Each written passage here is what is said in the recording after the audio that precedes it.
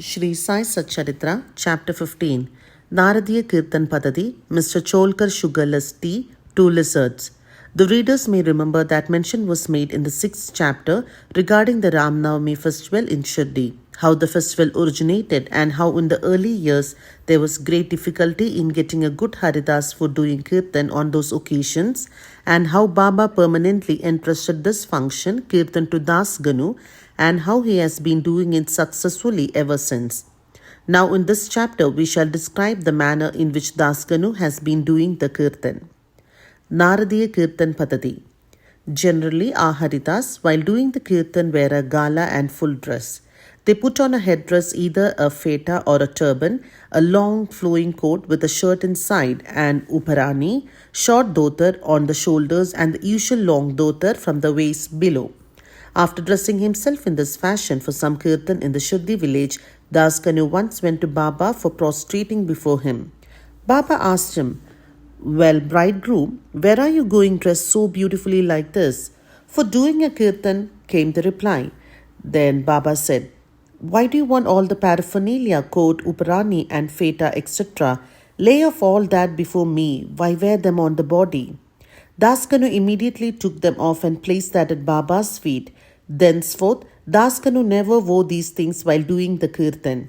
He was always bared from waist upwards. A pair of chiplis was in his hand and a garland round his neck. This is not in consonance with the practice generally followed by all the Haridas, but this is the best and the purest method. The sage Narada, from whom the Kirtan Padadi originated, wore nothing on his torso and head. He carried a veena in his hand and wandered from place to place, singing the glory of the Lord. Mr. Cholkar's Sugarless Tea. Initially, Baba was known in Pune and Ahmednagar districts, but Nana Sahib Chandokar, by his word of mouth in Das Ganu, by his splendid Kirtan, spread the fame of Baba in the Konkan, Mumbai presidency. In fact, it was Das Ganu, may God bless him, who by his beautiful and inimitable Kirtans made Baba available to so many people over there. The audience who come to hear the Kirtans have different tastes. Some like the erudition or learning of the Haridas, some his gestures, some his singing, some his wit and humour, some his preliminary dissertation on Vedanta, and some his main theme, and so on. But among them there are very few who by hearing the Kirtan get faith and devotion or love for God or saints. The effect of hearing Das Ganu's Kirtan on the minds of audience was, however, electric as it were. We gave an instance here. Das Ganu was once doing his Kirtan and singing the glory of Sai Baba in the Kaupineshwar temple in Thana. One Mr. Cholkar, a poor man serving as a temporary employee in the civil courts in Thana, was amongst the audience. He heard Das Ganu's Kirtan most attentively and was much moved. He there and then mentally bowed and vowed to Baba, saying, "Baba, I am a poor man, unable to support my family.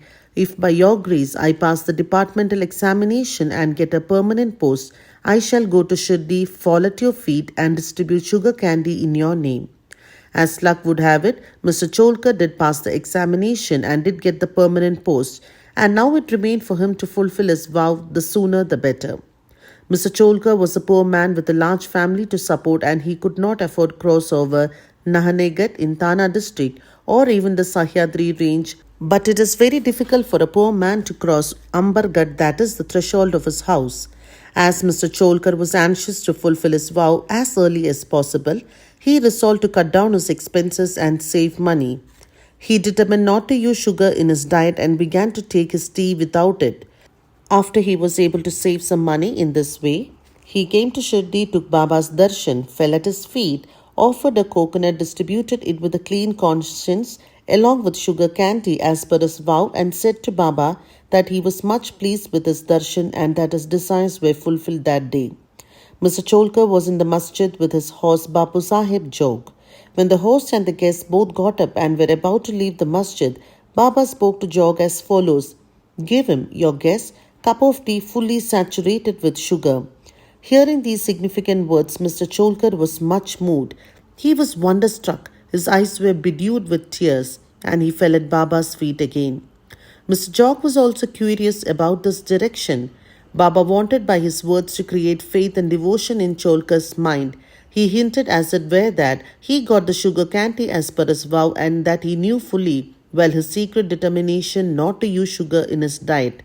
Baba meant to say, if you spread your palms with devotion before me, I am immediately with you day and night. Though I am here physically, still I know what you do beyond the seven seas. Go wherever you wish over the wide world, I am with you. My abode is in your heart and I am within you. Always worship me, who is seated in your heart as well as in the hearts of all beings. Blessed and fortunate indeed is he who knows me thus. What a beautiful and important lesson Baba had thus imparted to Mr. Cholkar. 2. Lizards. Now we close this chapter with the story of two lizards. Once Baba was sitting in the masjid. A devotee sat in front of him when a lizard tick-ticked. Out of curiosity, the devotee asked Baba whether this tick-ticking of the lizard signified anything good or was it a bad omen. Baba said that the lizard was overjoyed as her sister from Aurangabad was coming to see her. The devotee sat silent, not making out the meaning of Baba's words.